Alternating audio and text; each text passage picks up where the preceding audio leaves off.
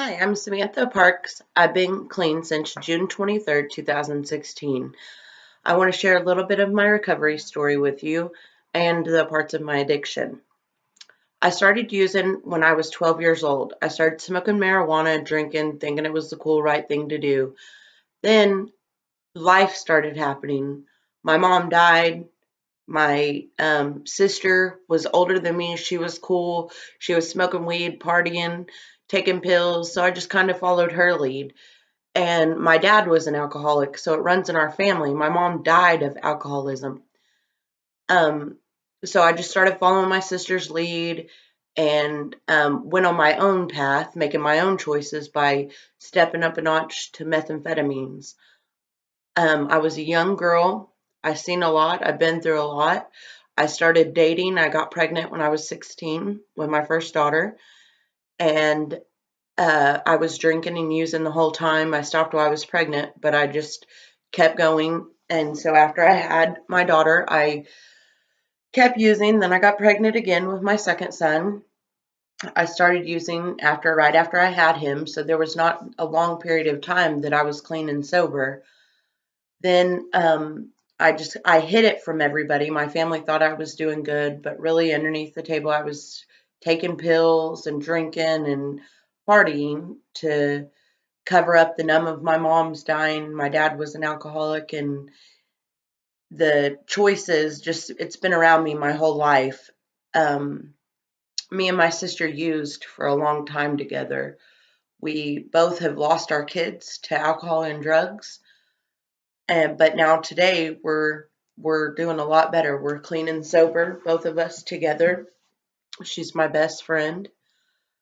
When I was 19, I was stabbed 13 times in all over my body by the father of my children. So after that, that's when it took the worst turn for everything. I started using meth. I started shooting up meth, and I got really strung out. And it went, I mean, I thought I was a functioning addict for a long time, but then I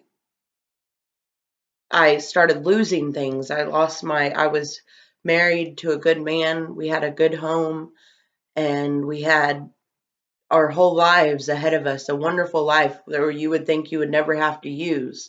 But the pain that I had in my heart was, it hurt. And so I thought I was self medicating, is how I would say it. I was using dope behind his back, and I started losing him, my home, my job. Then I lost my children, and then I didn't have nothing else to live for after that. So I didn't care how high I got. I just kept using and kept using. I used for 2 years every single day. I would do anything to get drugs and alcohol. Um, I went to jail for 3 months. Then I pled into Cleveland County Drug Court. And so in my head in jail as an addict, I was like, I'll just sign for drug court, but then I'll get out and I'll get high and everything will be the same. So when I pled into drug court the first month or two, I was struggling. I was still using, I was relapsing, and I'd act like I'd go to my meetings and do what I was supposed to do. Well, then I went to rehab. I went to a rehab in Oklahoma City, and it changed my life. The meetings, the people, the just blessings started pouring in from me getting a sponsor and working the steps. I got a counselor at NAIC, the Virtue Center, and I don't know where I would be without NAIC, because that is the most important part of drug court, is my counselor that I go meet with every, well, it was every week, but I phased up, so it's every month that I go meet my counselor. But when I go meet my counselor, that's when I talk about it and learn how to deal with different situations that are problems at home that I didn't know how to do when I was using drugs and alcohol. My life today with my children and my family, I've never been so happy in my life. We go to church every Sunday. My kids are happy. They're making straight A's. They're home.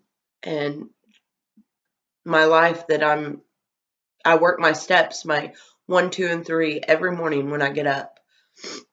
Um, it's just a blessing. Everything's better now that I'm clean and drugs and alcohol thanks to NAIC and the drug court program and the want to do it.